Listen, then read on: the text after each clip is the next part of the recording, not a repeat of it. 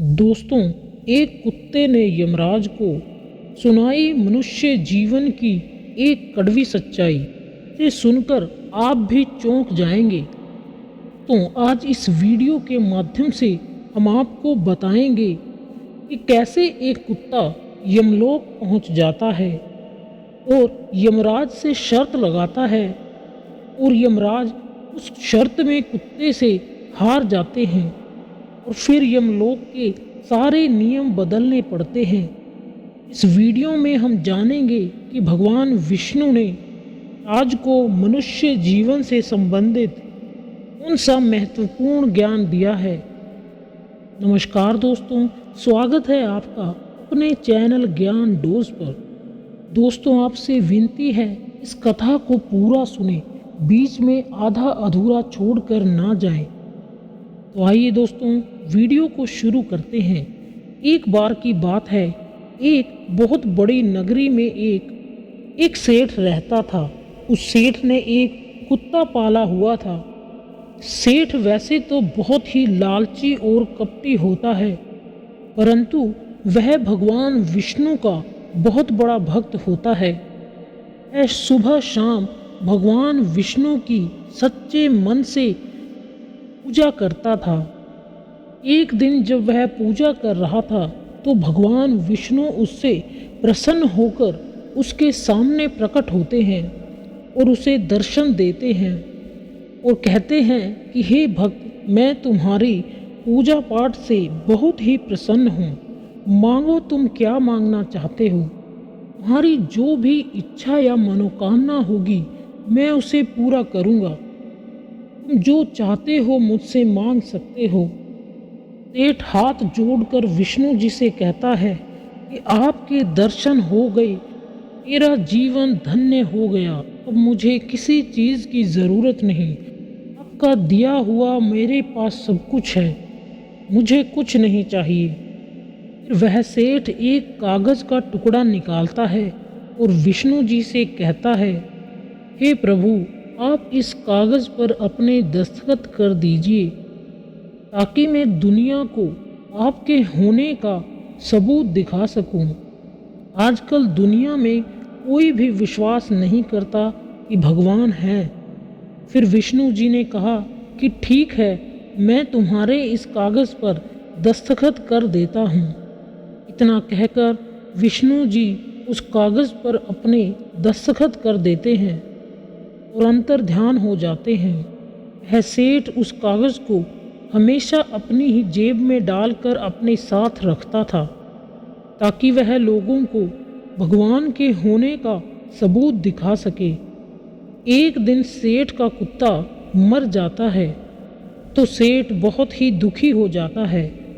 सेठ का कुत्ता मरने के बाद यमलोक जाता है।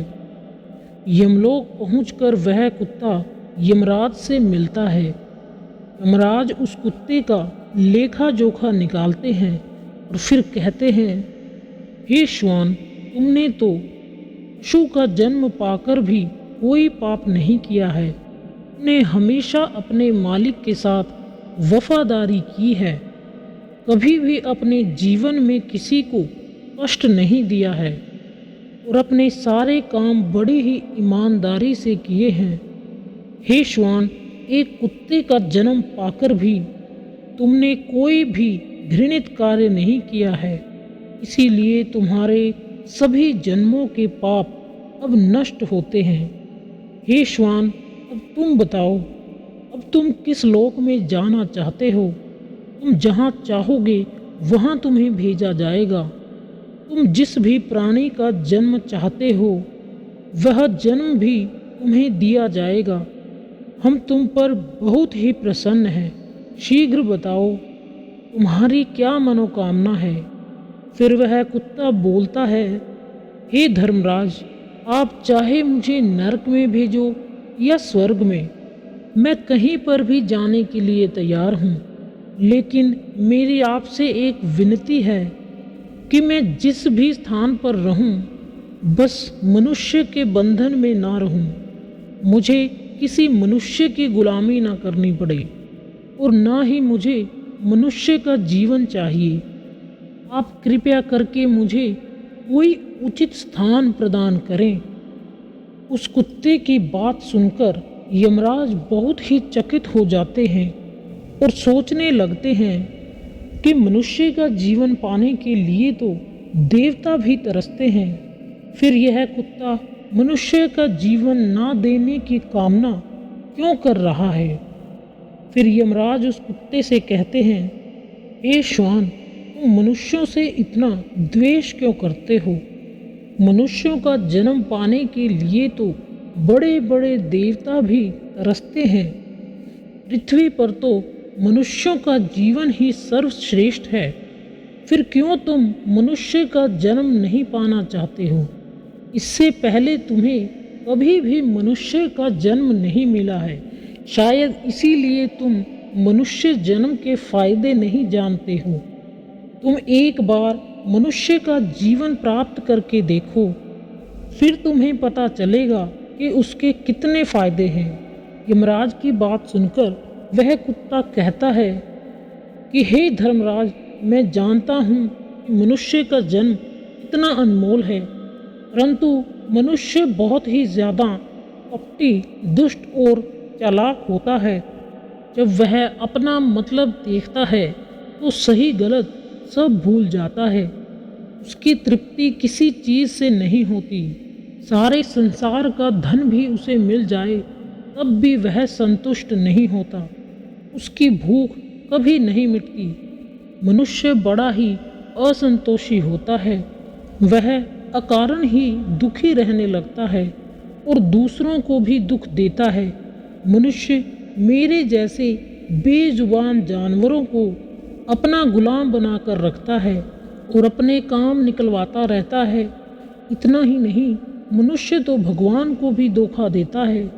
इसीलिए मुझे मनुष्य का जीवन नहीं चाहिए। यमराज कहते हैं, हे श्वान, ये तुम क्या कह रहे हो? मनुष्य भला भगवान को धोखा कैसे दे सकता है? मुझे भी तो बताओ, मैं भी तो जानूं। तब कुत्ता कहता है कि हे धर्मराज, जब मनुष्य मंदिर में जाता है तो स्वार्थी मन से ही भगवान की पूजा करता है और भगवान से अपने काम बनवाने की बात करता है और कहता है मैं इतने पैसे चढ़ाऊँगा, दान धर्म करूँगा, भंडारे करूँगा, गरीबों को दान करूँगा। परंतु जब उसका काम पूरा हो जाता है तो वह सब कुछ भूल जाता है। आगे बढ़ने की होड़ में वह अपनों का ही शोषण करता है। एक दूसरे की टांग खींचने में लगे रहते हैं, न खुद ऊपर उठते हैं न दूसरों को उठने देते हैं, न खुद चैन से खाते हैं न दूसरों को खाने देते हैं। अपना काम पूरा करने के लिए दूसरों को धोखा देते हैं और भगवान को भी लालच दिखाकर अपने काम बनवा लेता है। और जब काम पूरा हो जाता है तो कहता है कि भगवान के पास तो सब कुछ है, भला मैं उन्हें क्या दे सकता हूँ। ऐसा कहकर वह अपनी बात से मुकर जाता है। कुत्ता कहता है, हे धर्मराज, मैं मनुष्य के कर्म गिनाता गिनाता थक जाऊंगा, परंतु उसके बुरे कर्म खत्म नहीं होंगे। मनुष्यों की चालाकी के आगे तो देवता भी कुछ नहीं है। कुत्ते की बात सुनकर यमराज कहते हैं, हे श्वान, माना कि मनुष्य बहुत चालाक है, परंतु वह हम देवताओं को मूर्ख नहीं बना सकता, क्योंकि हमारे यहाँ जितने भी जीव आते हैं हम ही उन्हें दंड देते हैं। मनुष्य पृथ्वी पर कितनी भी चालाकियाँ क्यों न कर ले, उसे मृत्यु के बाद यहीं आना पड़ता है। सभी इंसान हमारे यहाँ आकर रोते हैं, माफ़ी मांगने लगते हैं, नरक जाने के भय से थर थर काँपते हैं। सभी मनुष्य हमारे अधीन रहकर ही कार्य करते हैं। फिर वह कुत्ता बोलता है, हे धर्मराज, आपके पास जितने भी मनुष्य आते हैं वे मरे हुए होते हैं। अभी तक आपका पाला किसी जीवित इंसान से नहीं पड़ा है। यदि आप किसी जीवित मनुष्य को यमलोक लेकर आओगे तब आपको पता चल जाएगा कि जीवित इंसान कितना खतरनाक होता है। उस कुत्ते की बात सुनकर यमराज आश्चर्य में आ गए और उन्हें गुस्सा भी आ गया और सोचने लगे कि यह तो हमारे यहाँ आकर हमारा ही अपमान करने लगा। इस तुच्छ कुत्ते को दिखाना होगा कि हमारे आगे कोई इंसान कुछ नहीं है। इंसानों की चालाकी हमारे आगे नहीं चल सकती। इस बात को साबित करने के लिए यमराज अपने दूतों को बुलाते हैं। कहते हैं, दूतों जाओ, इस कुत्ते के मालिक को जीवित ही उठा लाओ। हम भी देखना चाहते हैं कि जीवित इंसान हमारे सामने क्या चालाकी करता है। अगर यह कुत्ता गलत साबित हुआ तो इसे हमेशा के लिए नर्क में डाल दिया जाएगा। उस कुत्ते को भी यकीन था कि वह सत्य बोल रहा है। दूत पृथ्वी पर जाते हैं और उस सेठ को चारपाई समेत यमलोक ले जाने लगते हैं।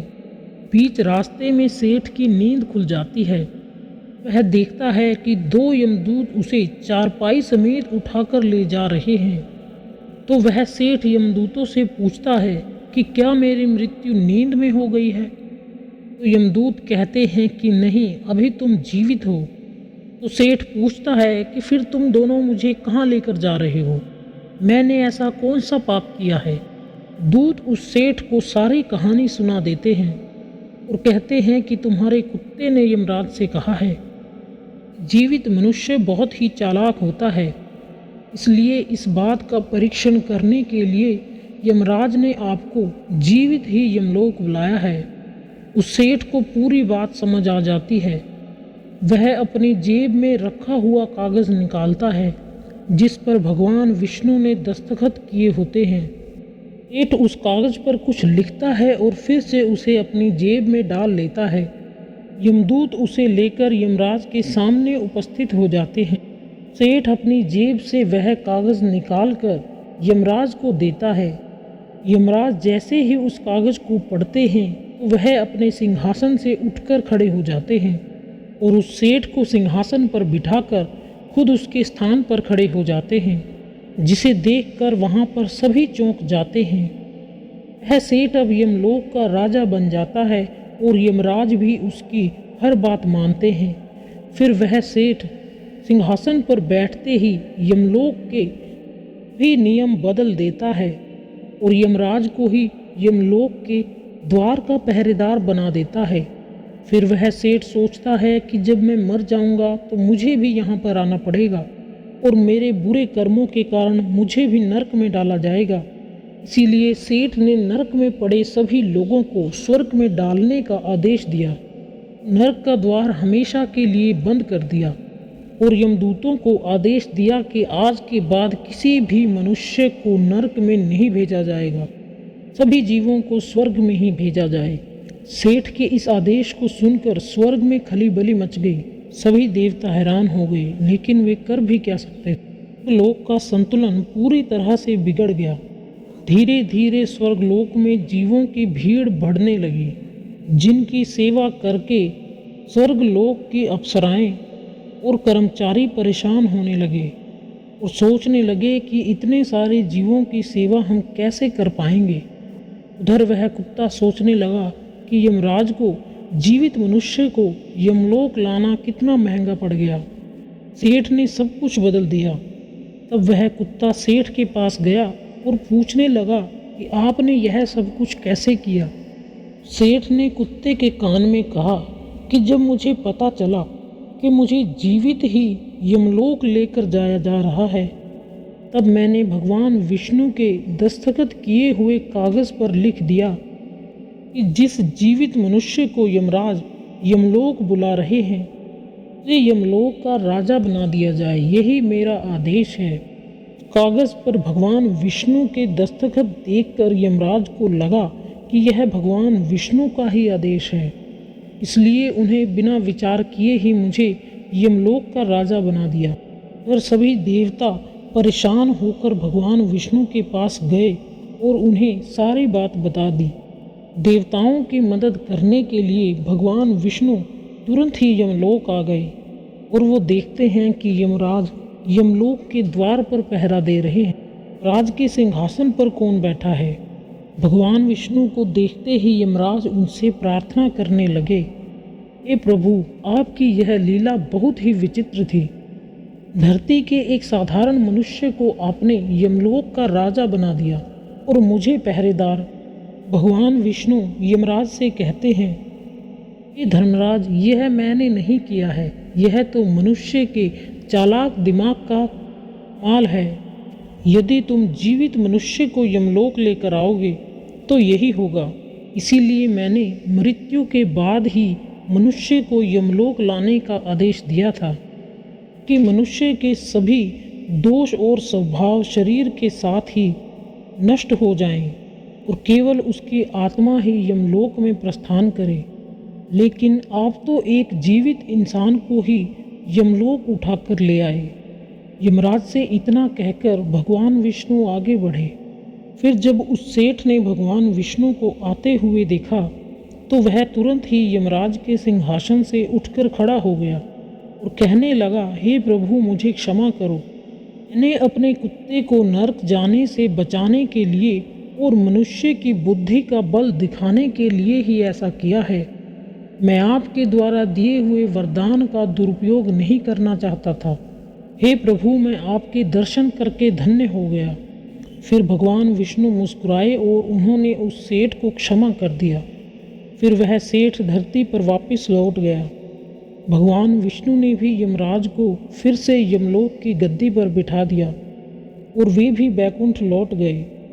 तब वह कुत्ता यमराज से कहने लगा, हे धर्मराज, देख ली आपने एक जीवित मनुष्य की चालाकी। एक जीवित मनुष्य क्या क्या कर सकता है।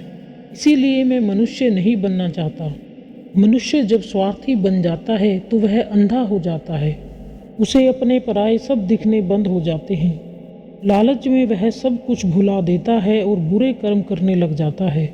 जब तक वह शास्त्रों के अनुसार कर्म करता है तब तक ही वह सुखी रहता है, और जब धर्म से विमुक्त हो जाता है तो उसे बीमारियां घेर लेती हैं और उसका पतन हो जाता है।